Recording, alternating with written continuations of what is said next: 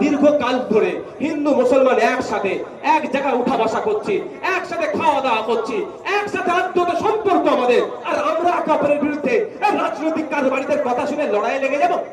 আমাদের লজ্জা থাকা দরকার। আচ্ছা, কোনোদিন দেখেছেন শুভেন্দু অধিকারীর মমতা ব্যানার্জির হাতাহাতি লড়াই হতে? এই কোনোদিন দেখেছেন মোহাম্মদ সেলিমের সাথে ফিরহাদ হাকিমের হাতাহাতি লড়াই হতে? অধীর রঞ্জন চৌধুরীর সাথে অভিষেক ব্যানার্জির হাতাহাতি লড়াই হতে? কোনোদিন তখন আমরা দেখিনি। আমরা কে বুথ লেভেলের লোক হাতাহাতি লড়াই করব? যেদিন দেখবো মমতা ব্যানার্জি আর শুভেন্দু অধিকারী হাতাহাতি লড়াই করছে, তারপরে আমরা লড়াই করব। মনে থাকবে তো কি ভাই? মনে থাকবে তো? যেদিন মোহাম্মদ সেলিম সাহেব আর ফিরহাদ হাকিম সাহেব লড়াই করবে, সেই দিন আমরা দরকার লাগলে লড়াই করবো।